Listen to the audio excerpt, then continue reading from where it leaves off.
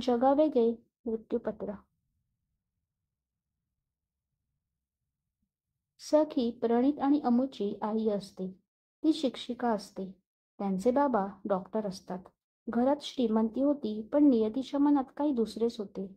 अचानक पतीचा हार्ट अटॅकने मृत्यू होतो. त्यामुळे सर्व जबाबदारी तिच्यावर पडते. लहानपणीच ती विधवा होते, पण मुलांसाठी लग्न न करण्याचा निर्णय ती घेते. खूप मेहनत करून ती मुलांना वाढवते. आता मुले मोठी होतात. दोघे खूप शिकतात. एक इंजिनियर असतो तर दुसरा डॉक्टर असतो. दोघे आपापल्या पसंतीने लग्न करतात. दोघे लग्नानंतर सेपरेट राहू लागतात. कारण त्यांच्या बायकांना त्याच्या आईला सांभाळायचे नव्हते. दोघे इतके बदलतात की आईला विचारणं सोडा फोन पण करत नसे. कारण त्यांना त्यांच्या आईविषयी काहीच वाटत नसे. सखी एकदा आजारी पडते तेव्हा शेजारी तिच्या मुलांना फोन करतात. तेव्हा ते साधा फोन पण उचलत नाही.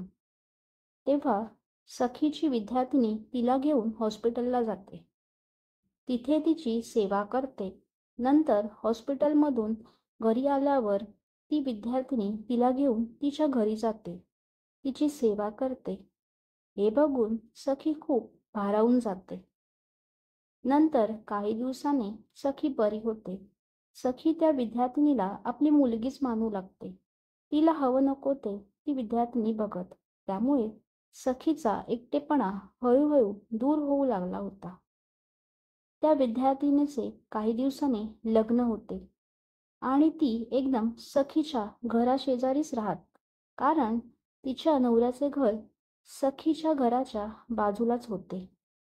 त्यामुळे तर त्या दोघी खूप खुश होत्या. काही दिवसांनी सखी आपले मृत्यूपत्र करते. त्यात ती तिची सर्व प्रॉपर्टी त्या विद्यार्थिनीच्या नावाने करते. कारण तिच्या नवऱ्याने सर्व सखीच्या नावावर घेतले होते. त्यामुळे तिला तो अधिकार होता. ही गोष्ट सखी आणि त्या वकिलालाच माहीत होती. काही दिवसांनी सखीचा मृत्यू होतो. तेव्हा तिची मुले हक्क घेण्यासाठी येतात. तेव्हा त्यांना समजते की प्रॉपर्टीची मालकी कोणाच्या नावे आहे ते. तेव्हा कोर्टामध्ये ते केस टाकतात. तेव्हा सखीचे पत्र कोर्टात वाचून दाखवले जाते. त्यात तिच्या मुलांनी तिला कसे एकटे टाकले होते, ती आजारी पडल्यावर कोणी तिची सेवा केली आणि तिला आधार दिला, हे सर्व वकील वाचून दाखवतो. अशी मुले असण्यापेक्षा नसलेली बरे, असे ती शेवटी पत्रात मांडते. हे ऐकून तिची मुले लाजतात. त्यात असे पण लिहिले होते की ही प्रॉपर्टी जरी माझ्या विद्यार्थिनीने जरी तिच्या मुलांना द्यायचा विचार केला तरी पण ती देऊ शकणार नाही. कारण ही प्रॉपर्टी माझी आहे. ती मला हवी आहे. त्यांनाच मी देणार. हे ऐकल्यावर तिची मुले मान खाली घालून निघून जातात.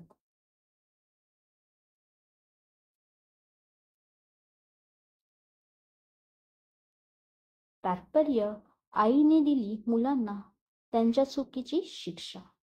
Thank you.